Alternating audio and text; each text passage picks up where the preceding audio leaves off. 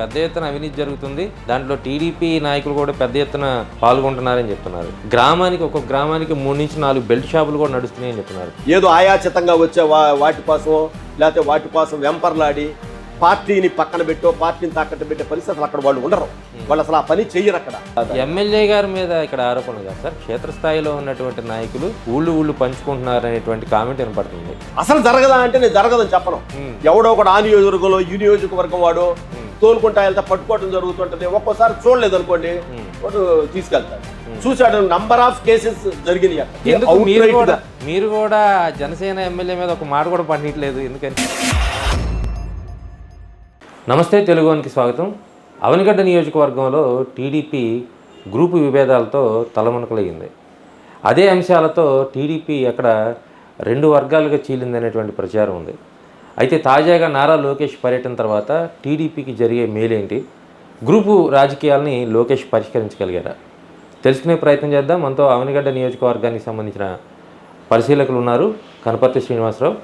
ఆయన అడిగి కొన్ని వివరాలు తెలుసుకునే ప్రయత్నం చేద్దాం. సార్ నమస్తే. ముఖ్యంగా అవనిగడ్డ నియోజకవర్గంలో టీడీపీలో గ్రూపు విభేదాలు బాగా పొడచూపాయని, అక్కడ జనసేన ఎమ్మెల్యేగా ఉన్నటువంటి బుద్ధ ప్రసాద్ ఎవరైతే ఉన్నారో ఆయన పూర్తి స్థాయిలో టీడీపీని కనుమరుగు చేసే ప్రయత్నం చేస్తున్నారని తాజాగా సమాచారం వస్తుంది. అదే ప్రచారం కూడా జరుగుతుంది. మీరు పరిశీలకులుగా మీరు గమనించింది ఏంటి? అదేం లేదండి, తెలుగుదేశం పార్టీలో విభేదాలు ఉన్నాయి అనే మాట అయితే అవాస్తవం. చిన్న చిన్న తేడాలు ఇవి ఉన్నాయి తప్ప విభేదాలు అనే పేరు ఎలక్షన్ పూర్తి స్థాయిలో అట్లా లేదు. నిన్న లోకేష్ గారి పర్యటన చూస్తే పూర్తి స్థాయి విజయవంతమైంది. అంటే విభేదాలు అవన్నీ ఉంటే ఆ స్థాయిలో కావు. చిన్న 1-2 మండలాల్లో సహజంగా నేను వెళ్ళి 2 సంవత్సరాలు అవుతుంది. అంతకుముందు నుంచే జనరల్గా ఉన్నాయి. అవి చిన్నవి సర్దుబాటు చేసుకుంటూ ఉంటాను తప్ప అవేమీ పెద్ద పార్టీని నష్టపరిచే అంత పరిస్థితుల్లో అయితే లేవు. అక్కడ బాగుంది.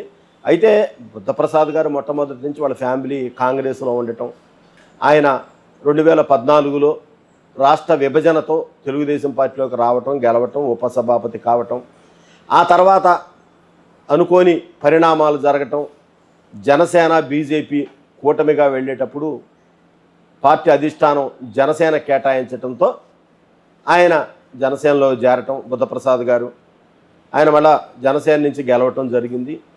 ఎందుకంటే ఆయనకి అన్ని 3 పార్టీల నుంచి కూడా అటాచ్మెంట్ ఉంది కాబట్టి సమస్య ఏమీ లేదు, అందరితో బాగానే ఉంటాడు. ఆయన తెలుగుదేశం పార్టీని విద్యాద్దాము, తెలుగుదేశం పార్టీ చేరమని ఏ రోజు ఒత్తిడి పెట్టింది లేదు. ఆయన పార్టీల గురించి మాట్లాడేది ఏమి లేదు. ఎవరు పోయినా కూడా, జనసేన పోయినా టీడీపీ పోయినా అభివృద్ధి కార్యక్రమాలు ఆయన ఎప్పుడు కూడా పార్టీని ఎవరైనా వైసీపీ వాళ్ళు వచ్చి చెప్పినా కూడా ఆయన ఇది సామాజిక కోణంలోనే చూస్తాడు, లేదంటే ఇది అభివృద్ధి పరంగా చూస్తాడు తప్ప ఆయన ఒక కుల కోణంలోనో లేకపోతే ఇంకో కోణంలో చూడు. కేవలం అభివృద్ధి దృష్టిలో పెట్టుకునే వెళ్తాడు ఆయన. అంటే కుల ప్రాతిపదికన పనిచేస్తున్నారని మేము చూడడం లేదు, కానీ నియోజకవర్గంలో జనసేన శ్రేణులకే అత్యధిక ప్రాధాన్యతనిస్తుంది. ఎందుకంటే మీరే చెప్పారు ఆయనకి 3 పార్టీలకు సంబంధించినటువంటి నాయకులు ఉన్నారని, కానీ ఆయన్ని వ్యతిరేకించే వాళ్ళు కూడా ఉన్నారు కదా. టీడీపీ ఎందుకని మండలి బుద్ధప్రసాద్ గారికి సరెండర్ అయిపోయినటువంటి పరిస్థితి ఉంది ఇక్కడ? అసలు అది పూర్తిగా అవాస్తవం అండి. ఎక్కడా కూడా తెలుగుదేశం పార్టీ శ్రేణులు ఎక్కడా కూడా సరెండర్ అవ్వటం అట్లా లేదు. ఖచ్చితంగా సరెండర్ అయ్యారా నాయకులు? కొంతమంది సరెండర్ అనే పదం కాదు, క్లోజ్నెస్, ఆయనతో అటాచ్మెంట్ ఉంటే ఉండొచ్చు, కానీ కొంతమందికి ఉండకపోవచ్చు ఆ అటాచ్మెంట్. ఏంటంటే కొంతమంది అటాచ్మెంట్ ఆయనకి ఎక్కువ ఉండొచ్చు, కొంతమందితో తక్కువ ఉండొచ్చు. ఆయన ఆయన కాంగ్రెస్ పార్టీ నుంచి వచ్చేటప్పుడు కొంతమంది నాయకులు ఆయన అమ్మట వచ్చారు, కొంతమంది నాయకులు కాంగ్రెస్ నుంచి జనసేనలో చేరేటప్పుడు కొంతమంది చేరుండొచ్చు. కానీ తెలుగుదేశం పార్టీలో ఉన్న నాయకులు అట్లానే ఉన్నారు వాళ్ళు, అంతే తప్ప సరెండర్ అవటాలు ఏమీ లేవు.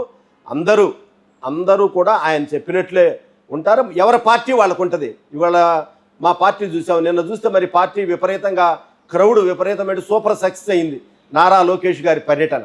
కాబట్టి నేను ఒకటే చెప్తా ఉన్నా, 10 సార్లు ఎన్నికలు జరిగితే అక్కడ 6 సార్లు తెలుగుదేశం అభ్యర్థులు గెలిచారు. నిన్న కూటమితో కలుపుకొని 6 సార్లు. అసలు రాష్ట్రాన్ని కుదిపేసిన సంఘటన 89లో జరిగితే, అదొక కులకోణంలో ఒక హత్య జరిగితే, వంగవీటి మోహన్ రంగా గారి హత్య, దాన్ని తెలుగుదేశం పార్టీకి ఆపాదించే ప్రయత్నం చేసినప్పుడు అసలు రాష్ట్రంలో 89 అధికారం పోవటానికి కూడా రంగా గారి మధ్య కారణం. అయితే ఎక్కడైతే అది జరిగిందో అక్కడ ఉన్నటువంటి పక్కన అవనిగడ్డ నియోజకవర్గంలో ఆ రోజు తెలుగుదేశం గెలవటం జరిగింది. చాలా ఆశ్చర్యం అది. అందుకని చెప్పేసి అక్కడ తెలుగుదేశం అనేది అవనిగడ్డ తెలుగుదేశం పార్టీ కంచుకోట అడ్డా అది తెలుగుదేశం. కానీ గెలుపోవటం సంగతి పక్కన పెడితే వంగవీటి మోహన్ రంగ అంశంలో ఇప్పటికి కూడా టీడీపీ ఏం చెప్పుకోలేని పరిస్థితిలో ఉంది. ఇప్పుడు కూడా ఆ ముద్ర చెరిపేసుకోలేని పరిస్థితిలో ఉంది. ఎందుకు పదే పదే టీడీపీ మీద, టీడీపీకి సంబంధించినటువంటి సామాజిక వర్గం మీద ఆ బురద పడింది అనుకుంటున్నారు? లేదండి, అది రెండు కుటుంబాల మధ్య వచ్చినటువంటి మనస్పర్ధల వల్ల జరిగినటువంటి హత్యలు. అవి రాజకీయ పార్టీలు కావు. కొన్ని రోజులు హత్య గావించబడిన వాళ్ళు, హత్య చేసిన వాళ్ళు, లేకపోతే హత్య చేశారు అని నేరం ఎవరైతే పోలీసులు ఎఫ్ఐఆర్ మోపబడ్డారో వాళ్ళు కొన్ని రోజులు ఆ పార్టీలో ఉన్నారు, కొన్ని రోజులు ఈ పార్టీలో ఉంటారు. ఇవాళ దేవినేని అవినాష్, దేవినేని నెహ్రూ గారి సంగతి చెప్తాను. నెహ్రూ గారు ఎక్కడున్నారు? కాంగ్రెస్లోంచే ఉన్నారు. తర్వాత ఆయన తెలుగుదేశం పార్టీలో వాళ్ళ అబ్బాయిని చేర్చారు. వాళ్ళ అబ్బాయి తెలుగుదేశం పార్టీతో కూడా ఎమ్మెల్యేగా పోటీ చేశాడు. మళ్ళా వైసీపీలోకి పోయాడు ఇవాళ. ఇంకా దీన్ని బట్టి అర్థం చేసుకోండి, అక్కడ ఏ కేసుల్లో ఎవరికీ శిక్షలు పడలేదు, అందరూ రాజీ పడ్డారు. చివరిలో ఎక్కడా లేదు. ఆ ఒక్క 89 అప్పుడు మాత్రం ఆ జరిగినటువంటి హత్యప్పుడు ఎప్పుడైతే రంగా గారు కాంగ్రెస్లో ఉన్నారో ఆ రోజు తెలుగుదేశం పార్టీ బ్లేమ్ చేయడం జరిగింది. అధికారంలో ఉంది కాబట్టి నిందపడింది. అది కులకోణంలో మారటం, దాని భారీ మూల్యం ఆ రోజు చెల్లించుకోవటం జరిగింది. మళ్ళా 5 సంవత్సరాల తర్వాత థంపింగ్ మెజారిటీతో తెలుగుదేశం పార్టీ గెలవటం జరిగింది. కాబట్టి ఇక్కడ కాపు లేకపోతే కులము లేకపోతే ఒక కులం మీద కొన్ని రోజులు మప్పుడు ఇవాళ వైసీపీ ఉంది. నిన్న దీన్ని కూడా వాళ్ళు ఒకటి అర్థం చేసుకున్నారు. ఎందుకంటే వాళ్ళ విజయసాయిరెడ్డి మధ్యకాలంలో చెప్పాడు ఒక మాట, కూటమి కలిసి ఉన్నంత వరకు జగన్మోహన్ రెడ్డి అనేవాడు సీఎం కావటం కాదుగా ప్రతిపక్ష నేత కూడా కావటం అనేది కళ అన్నాడు. అది కొద్దిగా గొప్ప ఇవాళ సజ్జల రామకృష్ణారెడ్డి వల్ల పనేమి జరగట్లేదు. విజయసాయిరెడ్డి అనేవాడు ఢిల్లీలో ఎవడ కాళ్ళు పట్టుకుంటాడో, ఎవడే మంచం కింద దొరతాడో, చెవుల కింద దొరతాడో, ఏదో చేస్తాడు అతను ఉంటేనే అనేది వాళ్ళ కార్యకర్తల అభిలాష. అది ఆయన చెప్పిన తర్వాత వాళ్ళకి ఇది నిజమే ఇతను చెప్పింది, వాళ్ళిద్దరిని విడగొట్టకపోతే పవన్ కళ్యాణ్ గారిని తెలుగుదేశం పార్టీని విడగొట్టకపోతే మనం వచ్చే ప్రసక్తి లేదు అనేది వాళ్ళు ఒక నిర్ణయానికి వచ్చారు వైసీపీ వాళ్ళు. సార్ శ్రీనివాసరావు గారు, వైసీపీ గురించి తర్వాత మాట్లాడదాం. మీరు అవనిగడ్డలో చాలా స్ట్రాంగ్ అని చెప్తున్నారు, 6 సార్లు మేమే గెలిచామని చెప్తున్నారు. విఎం రంగా లాంటి అంటే బలమైన వ్యక్తికి సంబంధించినటువంటి మర్డర్ జరిగినా మేమే గెలిచాం అక్కడ అని చెప్తున్నారు. కానీ 2 సంవత్సరాల నుంచి ఎందుకు మీరు ఇన్ఛార్జిని కూడా నియమించుకోలేని పరిస్థితి ఉంది అక్కడ? ఎందుకు నియమించుకోండి? ఇన్ఛార్జి నియమించుకోవటం అంటే అక్కడ సరైన అభ్యర్థి కోసం పార్టీ వెతుకుతూ ఉంది. ఎప్పుడు కూడా ఇప్పటికిప్పుడు స్థానిక ఎన్నికలు లేవు కాబట్టి చూద్దామన్న ఉద్దేశంలో ఉన్నాము. నిన్న వెరీ క్లియర్గా చెప్పారు, మా నాయకుడు చెప్పాడు, ఇంకొక 10-15 రోజుల్లో ఇన్ఛార్జిని నియమిస్తున్నాము అని చెప్పి చెప్పడం జరిగింది. గతంలో కూడా మేము ఎప్పుడైతే ప్రతిపక్షాలకి ఇచ్చామో అక్కడ చిన్న చిన్న విభేదాలు రాకుండా సర్దుకుపోయే వ్యక్తి కోసం రెండు పార్టీలు కలిసి ఉండటం కోసం మంచి వ్యక్తిని మధ్యస్థ వ్యక్తిగా కొద్దిగా ప్రజల్లో పలుకుబడి ఉన్న వ్యక్తిని చూస్తాం, అంతే తప్ప జనసేన సూచించినటువంటి అభ్యర్థిని పెడతారు అక్కడ, సమస్య లేదు. నిన్న క్లియర్ గా చెప్పారు లోకేష్ గారు, ఎవరి పార్టీ వాళ్ళదే, ఎవరి పార్టీ ఎవరి విధానాలు వాళ్ళయే. కానీ రేపు జనసేనకు వచ్చినా తెలుగుదేశంకి వచ్చినా ఇద్దరూ చేసుకునే విధంగా ఉండే వ్యక్తికి టికెట్ ఇస్తారు. స్థానికులను పెడతారా, స్థానికేతరులను తీసుకుంటారా? ఖచ్చితంగా స్థానికులే ఉంటారు. అది కూడా స్పష్టం చేశారు నేను లోకేష్ గారు. ఎవరు సార్, ఎవరు మీ దృష్టిలో ఉన్నారు? మీరు పరిశీలకులు, ఆల్రెడీ మీరు మండల స్థాయిలో కూడా తిరిగినటువంటి పరిస్థితి ఉంది. ఎవరు నియోజకవర్గ స్థాయిలో బలమైన అభ్యర్థి అంటే ఎవరని చెప్తారు? ఉన్నారండి, 2-3 ఉన్నారు. అంటే పార్టీ ఏ సామాజిక వర్గాన్ని ఎంచుకుంటుందో మనం ముందు చెప్పకూడదు. అక్కడ 2 సామాజిక వర్గ వాళ్ళు ట్రై చేస్తూ ఉన్నారు. అక్కడ పార్టీ చూసిద్ది ఎవరికి ఇవ్వాలి, సామాజిక వర్గంలో ఎలా ఇవ్వాలని చూసి వాళ్ళ నిర్ణయం మనం ముందు చెప్పకూడదు. వాళ్ళు అనేక 4-5 సర్వేలు చేసుకున్నారు. పబ్లిక్లో ఏ వ్యక్తి మీద ఎలా ఉంటుందని ఒక మొత్తం ఫీడ్బ్యాక్ తీసుకున్నారు. నాయకులు కార్యకర్తల అభిప్రాయం జరిగింది కాబట్టి అది ముందు చెప్పకూడదు. ఒక 10-15 రోజుల్లో అనౌన్స్ చేస్తారు. సార్, 6 మండలాలు మీకు అవనిగడ్డ నియోజకవర్గంలో ఉన్నటువంటి 6 మండలాల్లో టీడీపీ ఎక్కడ అంటే పలానా చోట ఏమీ ఇబ్బందులు లేవు, మాకు గ్రూపులు లేవు అనేటువంటి ప్రాంతం ఏదో చెప్పండి ఒకటి. మోపిదేవిలో ఏముండదు, ఘంటసాలలో లేదు, మాకు ఉన్నదల్లా ఒక కోడూరు. నా కోడూరులో కూడా మా పార్టీలో లేవు. జనసేన బిట్వీన్ టీడీపీ ఉన్నది తప్ప మా పార్టీలో అయితే ఎక్కడా లేదు. 3 మండలాలు అట్లానే అవనగడ్డలో కూడా ఎక్కడా లేదు. అవనగడ్డలో కూడా మాకు చిన్నది ఉందంటే నాగాయలంకలో డిస్టర్బెన్స్ ఉంది. అవనగడ్డలో యాసం చిట్టిబాబు, కొల్లూరు వెంకటేశ్వరరావు వీళ్ళిద్దరి మధ్యలో పచ్చగడ్డ వేస్తే బగ్గుమంటుంది అనేటువంటి విషయాలు ఉన్నాయి. మీరు కొల్లూరు వెంకటేశ్వరరావుకు పట్టుబట్టి మార్కెట్ యార్డ్ కమిటీ చైర్మన్ ఏదో ఇప్పించారనేది మీ మీద కూడా ఉన్నటువంటి అభియోగం. ఎందుకు మీరు కూడా గ్రూపులను ఎందుకు ప్రోత్సహిస్తున్నటువంటి పరిస్థితి ఉంది? అంటే లాస్ట్ 5 ఇయర్స్లో బుద్ధప్రసాద్ గారు 2014 నుంచి 19 దాకా ప్రతిపక్షంలో ఉన్నాం. ఆయన నేను పోకముందే ఆయన పార్టీ 6 మండలాలకు సంబంధించినటువంటి సమన్వయకర్తగా కొల్లూరి వెంకటేశ్వరరావు గారిని నియమించడం జరిగింది. అక్కడ ఆయన నాయకత్వంలోనే వీరోచితంగా పోరాడారు. అక్కడ యాసం చిట్టిబాబు గారు కానివ్వండి, లేకపోతే అన్ని మండల పార్టీ అధ్యక్షులు మండల హెడ్ క్వార్టర్లో జరిగేవాడికి అందరూ పార్టిసిపేట్ చేసేవాళ్ళు. బట్ లీడర్షిప్ అనేవాడు వెంకటేశ్వరరావు చేతిలో బుద్ధప్రసాద్ గారు పెట్టడం జరిగింది. ఆయన తర్వాత పార్టీ మారినా కూడా వీళ్ళెవ్వరూ కూడా పార్టీలు వెళ్ళలా, బయట ఉండి మద్దతు పలికారు తప్ప వెళ్ళలా. ఆటోమేటిక్గా పార్టీ అధికారంలోకి వచ్చిన తర్వాత నేను బుద్ధప్రసాద్ గారు కూర్చొని ఎమ్మెల్యే గారు ఏం చేద్దాం, 2 మార్కెట్ యార్డ్ చైర్మన్లు ఉన్నాయి కాబట్టి మాకు ఒకటి దివి అంటారు, దీన్ని అవనగడ్డ మార్కెట్ యార్డ్ అంటారు, ఘంటసాల మార్కెట్ 2 మండలాలు అటుంటే 4 మండలాలు దీంట్లో ఉంటాయి. కూర్చొని వచ్చినప్పుడు ఏం జరిగిందంటే వెంకటేశ్వరరావు చాలా కష్టపడ్డాడు కాబట్టి వెంకటేశ్వరరావుకి మొదటి అవకాశం కల్పిద్దాం, అవనగడ్డ నుంచి తీసుకోండి, మేము ఘంటసాల తీసుకుంటాము, నెక్స్ట్ 2 years 2.5 అయిపోయిన తర్వాత మళ్ళా మార్చుకుందాం అనేది అవగాహనతో ఫస్ట్ ప్రయారిటీ ప్లస్ సామాజిక వర్గం. ఇప్పుడు ఉన్నటువంటి జిల్లాలో 12, 11 ఉంటే ఎస్సీలకి ఎన్ని ఇవ్వాలి, బీసీ దాంట్లో రిజర్వేషన్స్ ఉన్నాయి. రిజర్వేషన్ ప్రకారం మనం పెట్టింది గవర్నమెంట్ రిజర్వేషన్ ఉంది. ఆ రిజర్వేషన్ ప్రకారం అది ఎస్సీ జనరల్ అయ్యింది. ఎస్సీ జనరల్ అవటంతో ఆటోమేటిక్గా వెంకటేశ్వరరావు అనే అతను సమన్వయకర్తగా ఉన్నాడు కాబట్టి, నేను పోకముందు నుంచి ఉన్నాడు కాబట్టి, అతను 24 గంటలు పార్టీ కోసం పనిచేశాడు కాబట్టి 2 పార్టీలు ఆమోదించి ఎమ్మెల్యే గారి సహకారంతో మేమందరం కలిసి ఆయన చెప్తే పార్టీ కూడా ఎంక్వైరీ చేసుకొని ఓకే అన్నది. జనసేన నుంచి తోట కనకదుర్గాన్ని ఎమ్మెల్యే గారు సూచించారు. అక్కడ కూడా తెలుగుదేశం పార్టీ వాళ్ళు చాలామంది ఆశించారు, కానీ కుదరదు, అక్కడ తీసుకున్నాం కాబట్టి కనకదుర్గ గారికి ఇచ్చారు. దీంట్లో అక్కడ ఎవరు వర్గాలు లేకపోతే ఎవరి, వెంకటేశ్వరరావు అనేది ప్యూర్లీ పార్టీ మనిషి.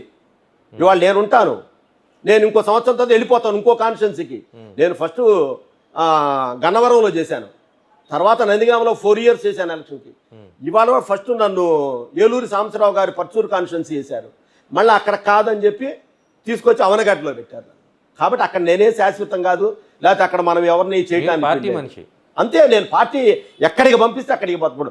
యువగళం జరిగేటప్పుడు రాష్ట్రం మొత్తం పంపించారు నన్ను, రాష్ట్రం మొత్తం తిరిగే యువగళం అప్పుడు. కాబట్టి నాకు అక్కడ ఎవరి మీద ఉండదు, అది వాళ్ళకి తెలుసు. కానీ నియోజకవర్గంలో కొన్ని పేర్లు అయితే వినిపిస్తూ ఉన్నాయి. ఘంటసాల మండలానికి సంబంధించినటువంటి తుమ్మల చౌదరి బాబు అనేటువంటి టీడీపీ నాయకుడు కానీ, తర్వాత చల్లపల్లి మండలానికి సంబంధించినటువంటి రాంబాబు అనేటువంటి వ్యక్తి కానీ, అదే మీ పార్టీ నాయకులు, వీళ్ళందరూ కూడా పార్టీ కన్నా ఎక్కువగా అక్కడ ఉన్నటువంటి స్థానిక ఎమ్మెల్యే, జనసేన ఎమ్మెల్యేకే ఎక్కువ పనిచేస్తారు, పార్టీని ఆల్మోస్ట్ పక్కన పడేశారు అంటున్నారు. మీరేమో పార్టీ చాలా స్ట్రాంగ్గా ఉందన్నారు, ఏది నిజం? మీరు చెప్పింది అక్షరాలా తప్పు. అసలు అక్కడ చౌదరి బాబు అనే వ్యక్తి చాలా సీనియర్ నాయకులు. అక్కడ ఒక చౌదరి బాబే గారు కాదు, అక్కడ మా నీటి సంఘం అధ్యక్షుడు భాను గారు ఉన్నారు. మీరు చెప్పే మోర్ల రాంబాబు అని చెప్పేసి బలహీన వర్గాలకు చెందిన వ్యక్తి అతను. అక్కడ ఆ మొత్తం మండలం మొత్తం కూడా అతను మండలాధ్యక్షుడిగా ఉండాలని చెప్పి ఎప్పుడూ అడుగుతారు. వాళ్ళు ఫస్ట్ వాళ్ళ బ్రదర్ కూడా అక్కడ ఆ మండలంలో క్లస్టర్ ఇన్ఛార్జిగా ఉన్నారు. వాళ్ళ ఫాదర్ కూడా సీనియర్ నాయకుడు ప్రసాద్ గారు, మోర్ల ప్రసాద్ గారు. వాళ్ళు మొట్టమొదటి పార్టీ బేస్డ్.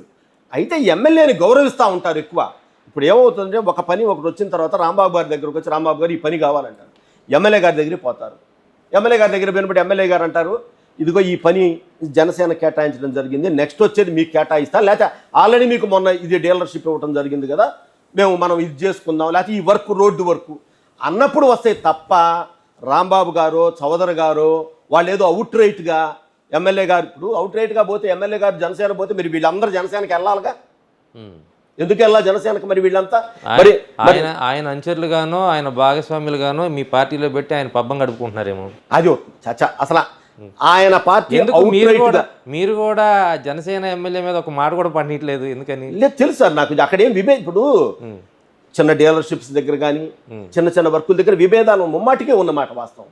ఆ విభేదాలు ఉన్నప్పుడు మా కోఆర్డినేటర్ రాజు గారు ఉన్నారు, జిల్లా మంత్రి సుభాష్ గారు ఉన్నారు, ఇన్ఛార్జి మంత్రి సుభాష్ గారు, జిల్లా మంత్రి రవీంద్ర గారు దృష్టిలో పెడతాం.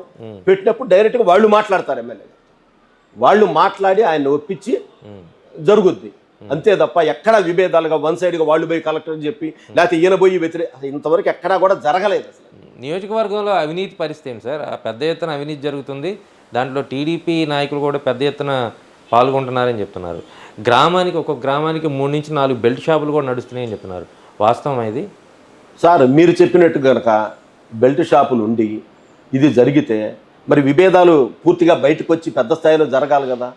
మరి బుద్ధప్రసాద్ గారు గాంధేయవాది, ఆయన ఏ రోజు కూడా ఎక్కడా కూడా మద్యం కానీ ఇసుక కానీ ఆయన ఒప్పుకునే వ్యక్తి కాదు. ఎమ్మెల్యే గారి మీద ఇక్కడ ఆరోపణలు కాదు సార్, క్షేత్రస్థాయిలో ఉన్నటువంటి నాయకులు ఊళ్ళు పంచుకుంటున్నారు అనేటువంటి కామెంట్ వినపడుతుంది.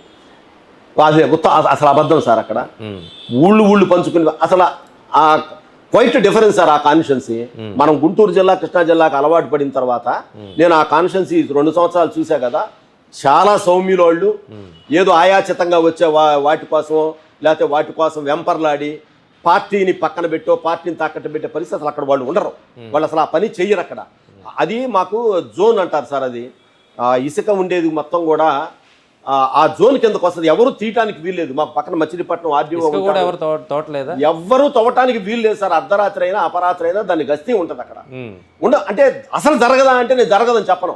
ఎవడో ఒకడు ఆ నియోజకవర్గంలో ఈ నియోజకవర్గం వాడు తోలుకుంటా వెళ్తే పట్టుకోవడం జరుగుతుంటది. ఒక్కోసారి చూడలేదు అనుకోండి, వాడు తీసుకెళ్తాడు. చూశాడు, నంబర్ ఆఫ్ కేసెస్ జరిగినాయి అక్కడ. నెంబర్ ఆఫ్ కేసెస్ పట్టుకోవటం జరిగింది. ఏదైతే ఇసుక గొడవలో ఆ రోజు తెలుగుదేశం పార్టీ ఎమ్మెల్యేకి గొడవ జరిగి పెద్ద ఇష్యూ అయిందో ఆ మహిళా ఎంఆర్ఓ గారే మాకు ఇప్పుడు అక్కడ ఉన్నారు. వనజాక్షి గారే ఉన్నారు. ఇక మీకు చెప్పేది ఏంటి, నేను ఉన్న పొరపాటు కూడా జరగదు. అది ఇప్పుడు అక్కడ ఏంటంటే సార్, చిన్న ట్రక్కులు అక్కడ అగ్నికుల క్షత్రియులు మాకు ఎక్కువ. మా పార్టీ తెలుగుదేశం పార్టీకి సంబంధించి అగ్నికుల క్షత్రియులు, బీసీ గౌడ, యాదవ వీళ్ళంతా పట్టు మాకు అక్కడ. వాళ్ళు సహజంగా వాళ్ళ ఇళ్ళకి వాడుకోవటానికి తీసుకెళ్లేటప్పుడు అరాకొర పట్టుకుంటే తప్ప ఒక వ్యాపారంగా ఒక కమర్షియల్గా అనేది జరగదు, జరిగే పనే కాదు అసలు అక్కడ. ఎప్పుడు కూడా ఆయన ప్రోత్సహించాడు ఎమ్మెల్యే గారు. ఏ మీటింగ్లో ఒకటే చెప్తాడు, అక్కడ సింగిల్ నెంబర్ లాంటి మొదట ఉండేదంట మాకు తెలియదు. ఎమ్మెల్యే గారు వచ్చిన తర్వాత తీవ్రంగా కట్టడి చేశాడు దాన్ని. సింగిల్ నెంబర్ కానివ్వండి, జోదాన్ని కానివ్వండి, అసలు ప్రోత్సహించాడు ఆయన మొట్టమొదటి నుంచి కూడా. అసలు పోలీస్ స్టేషన్కి ఆయన ఫోన్ చేయడు సార్ ఇప్పుడు కూడా. పోలీస్ స్టేషన్కి అతను ఫోన్ కూడా చేయడు ఇప్పుడు కూడా. స్థానిక నాయకులు ఏదైనా పోయి మాట్లాడితే ఆయన దృష్టికి వచ్చి ఇంకా వీళ్ళు ఇది కాదు మనం చెప్పకూడదని చెప్పారంటే వాళ్ళు పిలిచి మందలిచ్చిన సందర్భాలు ఎన్నో ఉన్నాయి. అది ఊరికే అక్కడ ఉండేటువంటి వైసీపీ మాజీ ఎమ్మెల్యే ఏం పాలుపోక, అతని పరిస్థితి ఏం అర్థం కాక, అసలు అక్కడ జనసేన టీడీపీ కలిస్తే అసలు నామమాత పోటీ చేసే పరిస్థితి ఉంటుంది వైసీపీ అక్కడ. అందువల్ల అతను వారానికి ఒక ప్రెస్ మీట్ పెట్టి మీకు చిచ్చు పెట్టాలని బురద తగ్గుతూ ఉంటాడు ఆయన. అసలు ఎందుకంటే నీకు బీ ఫ్రాంక్ మీరు అడిగారు కాబట్టి చెప్తున్నా, 65,000 కాపులు, 60 నుంచి 65 మధ్య కాపులు ఉన్నారు. తర్వాత మా పడిన అగ్నికుల క్షత్రియులు ఉన్నారు అక్కడ. ఆ తర్వాత గౌడ ఉన్నది బలహీనంగా. తర్వాత కమ్మాస్ ఉన్నారు. ఆ తర్వాత అన్నిటికంటే ఎస్సీలు ఉన్నారు. ఎస్సీల్లో 2 వర్గాలు ఉన్నారు. తర్వాత బీసీలు ఉన్నారు. ఇంకా అసలు ఆ పార్టీకి ఏముంది అక్కడ? మీకు వాళ్ళకి వచ్చే సామాజిక వర్గం రెడ్డి అసలు లేదు అక్కడ. వాళ్ళకి ఓట్లు లేవు అసలు అక్కడ. నామినేషన్ వేసే పరిస్థితి కూడా లేదు అక్కడ. రేపు లోకల్ బాడీస్ ఎలక్షన్లు స్వీప్. అందుకోసం ప్రతిపక్ష పార్టీ ఎమ్మెల్యే రోజు ఏదో ఒకటి, అదిగో అక్కడ బెల్ట్ షాప్ ఉంది, లేదా అసలు ఒక బెల్ట్ షాప్ పట్టిమనండి, లేదు ఒక ఏ రోజైనా గతంలో మా ఎమ్మెల్యే గారు పట్టిమంటే సార్, మీరు అధికారంలో ఉన్నారు, టీడీపీ నాయకులను కాదని మిగతా వాళ్ళు వెళ్ళి ఎవరైనా పట్టిస్తారు? నేను చెప్తున్నాను సార్, అదే బుద్ధప్రసాద్ గారు చాలా పట్టించారు. ఇసుక రేవుల్లో పోయి అర్ధరాత్రులు కూర్చున్నారు కదా, అన్ని చోట్ల మా వాళ్ళు కూర్చొని పట్టించుకొని ప్రజలు చూపించారు కదా. ఇదే బుద్ధప్రసాద్ గారు రేవులో వెళ్ళి కూర్చున్న సందర్భాలు ఉన్నాయి కదా. మరి వాళ్ళు చెయ్యి నిజంగా జరుగుతుంటే, మీరంటే బలవంతులు, వాళ్ళకి అంత బలం లేదేమో. ఎందుకు లేదు, భలే వాళ్ళు చాలా బలం. మీరే చెప్తున్నారు మాకు 65,000 మంది. అంటే మేము కలిసిన తర్వాత, కలవక ముందేమైంది? కలవకముందు ఆయన ఉద్యమాలు చేయడానికి, కలవటానికి, తప్పు చేస్తే ప్రశ్నించడానికి కులము బలం ఎందుకండి? ఒక్కడ చాలు ప్రశ్నించడం. తాజాగా ఇప్పుడు మీరు లోకేష్ పర్యటన తర్వాత పార్టీలో కానీ లేదా కార్యకర్తలో కానీ నాయకత్వంలో కానీ ఎలాంటి మార్పులు రాబోతున్నాయి? బాగా అంటే కార్యకర్తలో మంచి జోష్ వచ్చింది సార్. సహజంగానే సార్ అక్కడ తెలుగుదేశం పార్టీ అనేది నరనరాన అక్కడ జీర్ణించుకొని పోయింది. నేను చూస్తాం అక్కడ మాకు లఖనవ నాగాంజనేయులు ఒక ఉన్నాడు సీనియర్ కార్యకర్త, ఇప్పుడు జిల్లా తెలుగుదేశం పార్టీ వైస్ ప్రెసిడెంట్. ఆయన నిరుపేద, చాలా నిరుపేద. నేను చెప్తాను ఇంకా ఆయన గురించి ఇంకా లోతు చేస్తే బాగుంటుందని చెప్పాలి. అయినా కూడా పార్టీ కోసం 24 గంటల పార్టీ కోసం కష్టపడతా ఉంటాడు. అలాంటి వాళ్ళు మాకు అన్ని కులాలు బోలెడు మంది ఉండబట్టి అక్కడ పార్టీ ఉంది. అక్కడ పార్టీలు మనం మార్చమంటేనో లేకపోతే వాళ్ళకి ఏదైనా పథకాలు అందకపోతేనో లేదు, అసలు ఎవ్వరు దానికి ఉండదు. అసలు అక్కడ తెలుగుదేశం పార్టీ అనేది అక్కడ ఒక అడ్డా. అక్కడ తెలుగుదేశం కార్యకర్తలు నిజంగా చాలా క్రమశిక్షణగా ఉంటారు. ఖచ్చితంగా పేదరికంలో ఉన్నా సరే పార్టీ జెండా మోయటానికే ప్రాధాన్యత ఇస్తారు. కానీ మీ నాయకత్వం కార్యకర్తలను పట్టించుకోవడం లేదనే అసహనం కూడా ఉంది కదా. కార్యకర్తలు అంటే ఏమైతుందామంటే, మేము చెప్పారు కదా ఇందాక, ఇన్ఛార్జిని వేయలేదని. ఇన్ఛార్జిని వేస్తే మనకు ఒక అండగా ఉంటాడు లోకల్ నాయకుడు అనేది. నేను అంతకుముందు ఏమైందంటే వీక్లీ ట్వైస్ 10 days కు త్రైస్ వెళ్ళేవాడిని. ఇవాళ అక్కడ మనం డెప్త్గా వెళ్ళిన తర్వాత పాపం కార్యకర్తలు ఏంటంటే మనం ఉంటే ఇది కొద్దిగా జరుగుతూ ఉంది అనే ఉద్దేశంతో నేను రోజు పోవాల్సిన పరిస్థితి వచ్చింది అక్కడికి. రోజు బాగుంది. నేను పార్టీకి కూడా నంబర్ ఆఫ్ టైమ్స్ చెప్పాను, ఏమంటే మీరు అక్కడ లోకల్లో మీరు ఇన్ఛార్జిగా పెడితే అక్కడ బాగా సాటిస్ఫై అవుతుంది, పార్టీ ఇంకా ఇంప్రూవ్ అవుతుంది. నేను మీరు ఉన్నారుగా అన్నారు. చెప్పి నేనున్నా కూడా ప్రతిరోజు అనేది కష్టమైన పని అండి. అక్కడ రవీంద్ర గారు అక్కడ ఏంటంటేనండి, రవీంద్ర గారు బాగా క్లోజ్ అక్కడ మా cadre. RTC chairman Konakalla Narayana గారు బాగా క్లోజ్, ఇంకా ఆయన ప్రభావం బాగా ఉంటుంది. అక్కడ లీడర్స్ అందరూ కూడా మా వాళ్ళకి బాగా క్లోజ్ కాబట్టి ఇక్కడ కాదు పక్కన 25 కిలోమీటర్ల మచిలీపట్నం వెళ్తారు, రవీంద్ర గారి దగ్గరికి పోతారు, ఆర్టీసీ చైర్మన్ గారి దగ్గరికి పోతారు, పోయేవాళ్ళు బుద్ధప్రసాద్ గారి దగ్గరికి పోతారు. ఆ ర్యాపోని బట్టి ఆ సమస్యను బట్టి వెళ్తా ఉంటారు, నా దగ్గరకు వస్తారు. వచ్చేదాన్ని నేను ఉంటే కానీ ఎమ్మెల్యే గారితో డిస్కస్ చేస్తారు, ఈ డీలర్షిప్ అడుగుతా ఉన్నారండి అంటే ఇది ఇట్లా కాదు శ్రీనివాస్, ఆ ఊళ్ళో ఇంకోటి చేద్దాంలే అంటాడు ఆయన. అంతే తప్ప చిన్న చిన్న ఈ విభేదాలు తప్ప మా పార్టీ క్యాడర్ అనేది అసంతృప్తి అనేది ఎక్కడా లేదు సార్. చిన్న చిన్న ఇష్యూస్ మొత్తంగా రాబోయే ఒక 20 రోజుల్లో టీడీపీకి ఒక ఇన్ఛార్జిని అయితే పెట్టుకుంటారు. ఖచ్చితంగా ఇన్ఛార్జి రాబోతా ఉన్నారు. జనసేన ఇన్ఛార్జి మీద ఎమ్మెల్యే మీద ఆధారపడరు. ఇప్పుడైనా మేము ఫ్రెండ్షిప్ కానీ ఆధారపడేది ఏముంటుంది సార్, ఆధారం ఏమి లేదు. ఇప్పుడు మేము మొన్న 10 టెంపుల్స్ సమస్య అంతా ఏమొస్తుందంటే సార్, మండల బుద్ధప్రసాద్ గారు ఎమ్మెల్యేగా ఉన్నారు, ఆయనకు ఒక అంచరగణం ఉంటుంది, ఆయన టీడీపీలో ఉన్నటువంటి ఒక వర్గాన్ని ప్రోత్సహిస్తున్నారు, ఆయనకు వ్యతిరేకంగా ఉండే ఒక వర్గం కూడా తయారైంది. టీడీపీలో ఈ 2 వర్గాలు ఉన్నాయనేది అవినగడ్డలో ఎవరిని అడిగినా చెప్తారు. మీరు అసలు ఏ వర్గాలు లేవని చెప్పినా వర్గం అయితే అక్కడ ఉంది.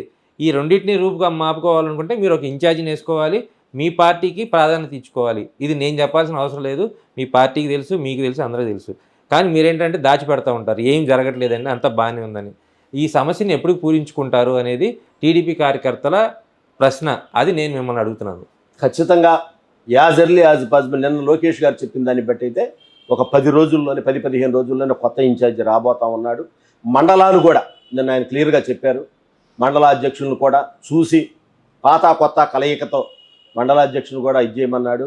మేము అక్కడ కేడర్ ఉంది లేకపోయినా సభ్యత్వ నమోదులో కానివ్వండి, అప్పుడు ఇంటింటికి తెలుగుదేశం పార్టీ తిరగటంలో కానివ్వండి, అన్నిట్లో కూడా ఫస్ట్ వచ్చింది అవనగడ్డ సభ్యత్వ నమోదులో. కానీ లోకల్ బాడీ ఆలపాటి రాజా గారు పోటీ చేసినప్పుడు థంపింగ్ మెజారిటీ వచ్చింది అక్కడ మాకు. ఎందుకంటే అసలు అక్కడ పార్టీ బేస్డ్ అండి. అక్కడ మీరు అన్నట్టు చిన్న చిన్న సమస్యలు అయితే ఉన్నమాట వాస్తవం. ఆ సమస్యలు పోవాలి, పరిష్కరించాలి అంటే కూడా ఖచ్చితంగా ఇన్ఛార్జి రావాలి, కావాలి. అక్కడ వాళ్ళందరి కోరిక, మా కోరిక కూడా అదే.